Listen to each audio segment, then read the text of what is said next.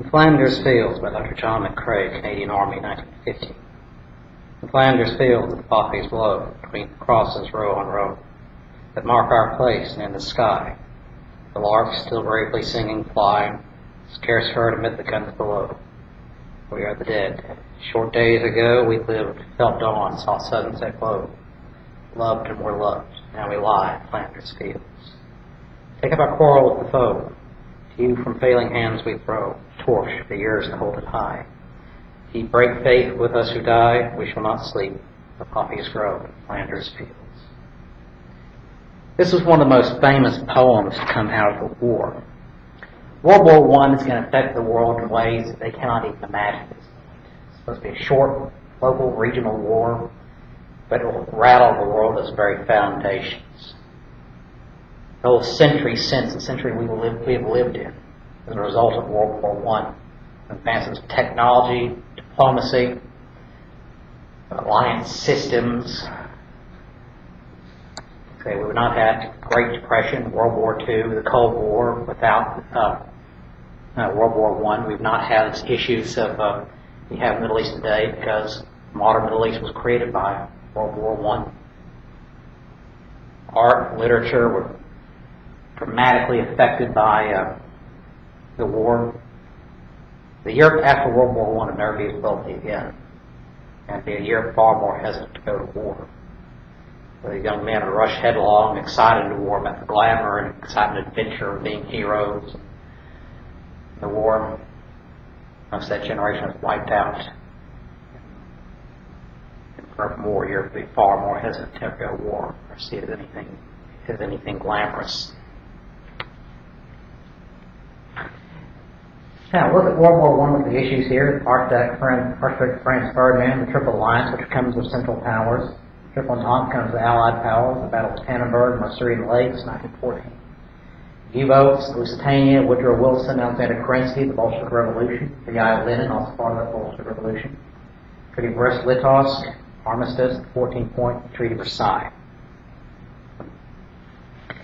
Now, we touched on some of the major issues leading to this war. So at this point, it was the bloodiest war in human history. 15 million people are going to die.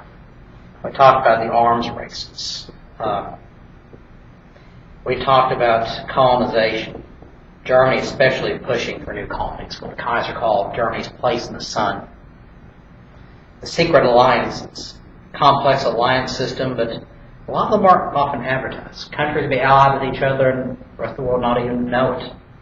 Sometimes meant to spring into the trap in the case some country, one reason or another, in case some country would attack another country, suddenly they'd realize they'd find themselves at war with 5 or 6 countries.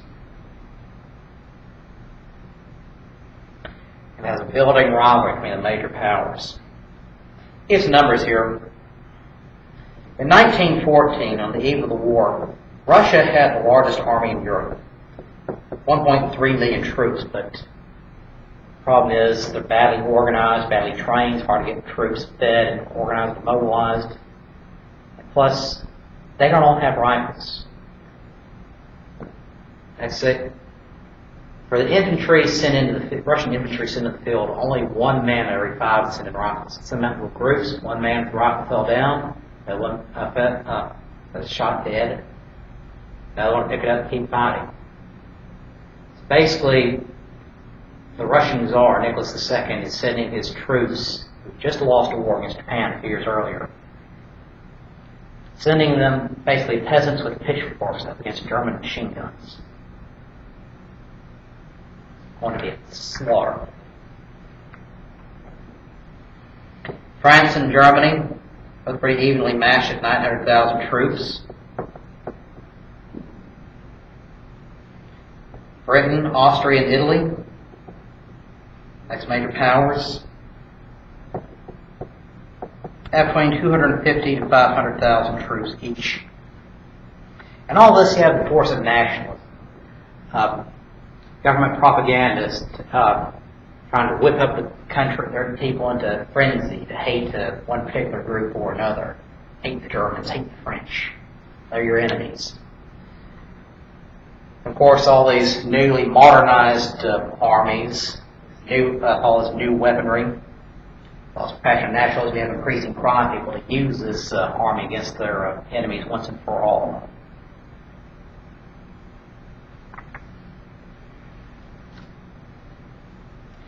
Well, it all comes to a head on June 28, 1914. This man, Archduke Franz Ferdinand, he's the heir to the throne of Austria-Hungary. He and his wife Sophia are touring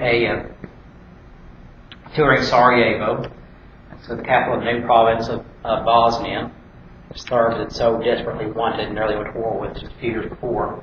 It was a goodwill trip, and most of the people were very happy to see them. That open air car, big parade, they're going down the street of Sarajevo, when all of a sudden they turn a corner and a man jumps out with a machine gun and kills both Archduke and his wife.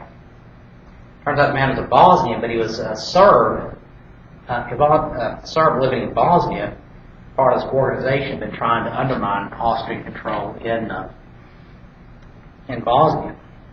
Well, immediately Austria had been priming for a fight with Serbia. It's a little country they can knock off and have their empire very easily. So they blamed Serbia for it. Serbia hand over suspects, allowed them to go in and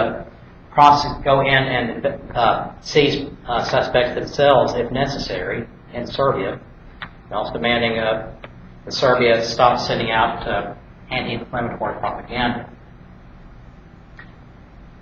They didn't expect Austria to give all this, but on July 3rd, they went to, the Austrian ambassador went to the German Kaiser. Kaiser Wilhelm II issued called the blank check, promising they'd support Austria in any military endeavors whatsoever. Basically, it's an incident, assassination disruptive incident between Serbia and Austria. But Austria wants to use this for excuse to war, and very nearly, diplomacy almost prevailed. But Serbia balked on some of the details. On July 23rd, Austria-Hungary issued its final ultimatum to Serbia, demanding the rest of those involved in assassination, dismantling of these anti-Austrian organizations, but Serbia wasn't moving fast enough. So on July 28th, basically, they stumbled into war. Austria-Hungary declared war on Serbia. Now, Russia had been warning Austria not to go to war. So Russia, its ally, was backing its ally Serbia for its mobilization response. Germany, in its response, warned Russia against mobilization. So what's happening here is Germany really wants war with France. So they realize what's going to happen to this complex network of alliances, triple entente. Russia is allied with France. And with this incident between Austria and Serbia, Russia is going to go to war with Austria to protect Serbia. But Germany is going to go to war with Russia to protect its ally Austria.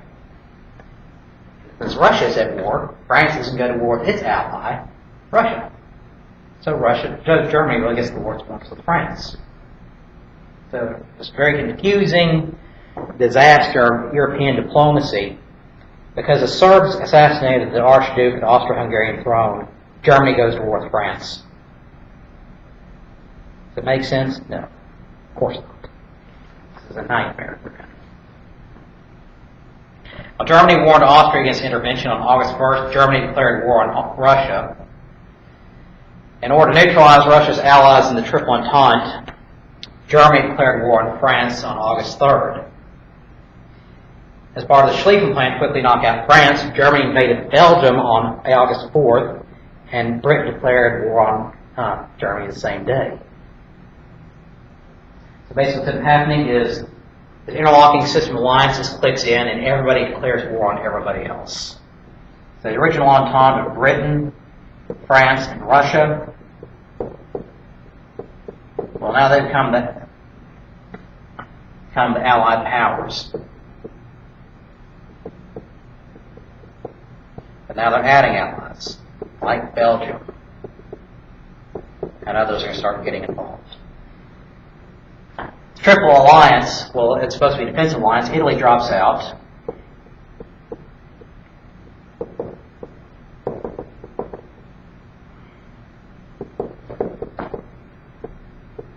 Italy joins the Allies in 1950. But they need to know the dance partner. Germany, Austria, Hungary, they need to know the dance partner, so they go to the weakening and dying